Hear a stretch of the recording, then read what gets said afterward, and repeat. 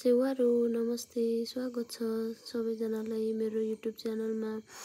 आज चाहिँ भाइटिकाको दिन। हामीले चाहिँ सधैँ पनि हाम्रो दाइ हुनुहुन्न नि त, दाइ चाहिँ हामी माझ हुनुहुन्न, त्यही भएर सधैँ हामी भाइटिकाको दिन चाहिँ दाइको घरमा गएर दियो बत्ती बाल्ने, फुलमाला उन्दिने काम गर्छौँ। आज चाहिँ यो साल चाहिँ फुल थिएन, त्यही भएर थोरै मात्रै फुल लगायौँ।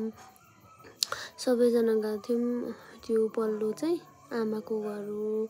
आमा र दाइको चाहिँ सँगै घर बनाइदिएको छ। बुवाको चाहिँ हामीले खोलामै गएर लगेर जलाएको हो, त्यही भएर बुवाको चाहिँ यहाँ छैन। त्यसपछि हामीले नानीहरूले भाइटिका लाउने भनेर थोरै फोटो सेसन कार्यक्रम थियो। त्यसपछि चाहिँ हामी देउसी खेल्न जाऊँ न त दिदीबहिनी दाजुभाइ मिलेर भनेर गयौँ। यो पारी देखेको चाहिँ फिदिम बजार हो।